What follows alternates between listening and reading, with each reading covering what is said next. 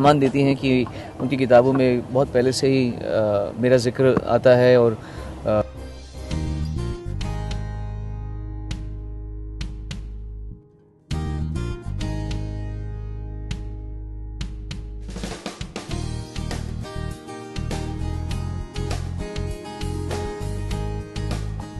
आज आप मौजूद हैं तो क्या कुछ फीलिंग है बुक लॉन्च की मैं बचपन से किताबों को बहुत पढ़ता था और मेरे पास कलेक्शन ऑफ बुक्स भी बहुत है। हालांकि मैं इस समय इतना पढ़ नहीं पाता, लेकिन जिनकी बुक के लॉन्च के लिए मैं यहाँ पर आया हूँ वो मेरे दिल के सबसे जो करीबी महत्वपूर्ण लोग हैं उनमें से इनका स्थान सबसे आगे आता है। प्रिया कुमार, हालांकि मेरा सौभाग्य है कि मैं इन्हें जानता हूँ और इनका सानिध्य मेरे साथ में है, but at the same time मुझे बहुत गर्व है कि इनको लोग इतना प्यार करते हैं, इनकी किताबों को इतना पढ़ते हैं, इतना अप्रिशिएट करते हैं। मेरी बहन ने इनकी अभी जिसके लॉन्च के लिए हम लोग आए हैं, I will go with you, उसको पढ़ा और मेरी बहन ने ये कहा मुझे कि भाई ये प्रिया का सबसे बेहतरीन शाहकार है और इसको पढ़ते वक्त तुझे एक बार out of the body experience होगा।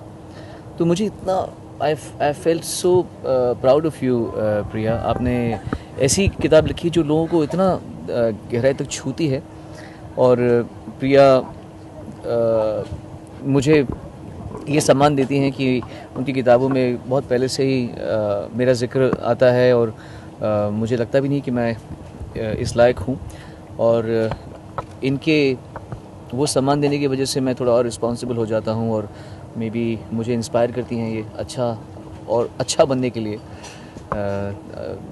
बस इनका लॉन्च हो, बुक का विमोचन हो और मैं ना हूँ, ऐसा हो नहीं सकता। वैसे सोनू जी वो चाहती हैं कि आपके ऊपर बायोग्राफी लिखी है, तो इजाज़त है कि नहीं?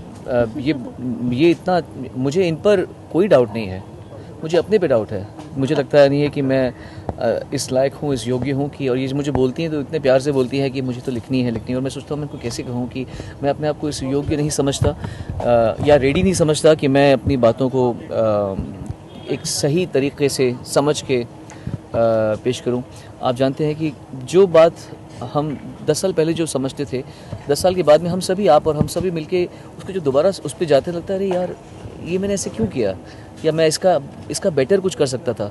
तो मैं भी अभी तक मेरे में इतनी समझ नहीं है कि मैं जो मेरी ज़िंदगी है उसको मैं वैसे समझूं जो शायद मैं 5 साल बाद समझूं। तो इसलिए मैं इनको थोड़ा सा बोलता हूँ कि अरे नहीं ऐसा ही, बट अगर ये इनकी किस्मत में और मेरी किस्मत में से होना है तो शायद कभी ना कभी हो जाएगा। तो आपने अभी पूरी डिस्कशन में आपने कहा कि मेरा स्टूडियो मतलब इंडस्ट्री से मैंने दोस्त कम बनाना शुरू कर दिया, बाहर के दोस्त में ज़्यादा ढूंढता हूँ। क्या इंडस्ट्री से अभी भी कोई दोस्त बचा हुआ है? हाँ, बहुत सारे हैं, ऐसा नहीं है। राजू सिंह मेरा बड़ा अच्छा दोस्त है, संदीप चौटा मेरा अच्छा दोस्त है, संदेश चांदली मेरा बहुत अच्छा दोस्त है, lot of people from industry, Wajid मेरे अच्छे दोस्त हैं। और ज़रूरी नहीं कि हर दोस्त जिससे आप बहुत अच्छे घनिष्ठता रखते हो वो आपके साथ बिज़नेस में भी, काम में भी लगा रहता हो। दोस्त अलग होते हैं, उनके साथ बिज़नेस मिक्स नहीं करना चाहिए। तो ऐसे हैं इंडस्ट्री बहुत सारे लोग हैं मेरे, मैं कईयों के नाम भूल भी रहा हूँ एक्चुअली, इस समय एकदम ख्याल नहीं आ रहा मेरा, बट हाँ there are lot of people who are. Sachin Bilgar बहुत बढ़िया आदमी है, is a very good man. Vikram Ghosh ji मेरे जो पार्टनर हैं वो सबसे मेरे नज़दीक हैं, घनिष्ठ हैं, इतने अच्छे इंसान हैं, बैलेंस्ड आदमी है। So there are people from the industry who are really respectable and उनसे आदमी इंस्पायर होता है। आप एक कॉज को आगे बढ़ा रहे हैं तो कितनी बागडोर संभाल रखी है और क्या? अब एक कॉपीराइट लॉ पे तो अभी चर्चा करना कोई ख़ास बात, इसमें कोई बड़ी बात नहीं रही, बहुत बात हम कर चुके हैं। बट हाँ, एक नॉर्मल न्यूट्रल कॉन्ट्रैक्ट आया है जिसकी वजह से अभी जो है नेगेटिविटी ख़त्म हुई है।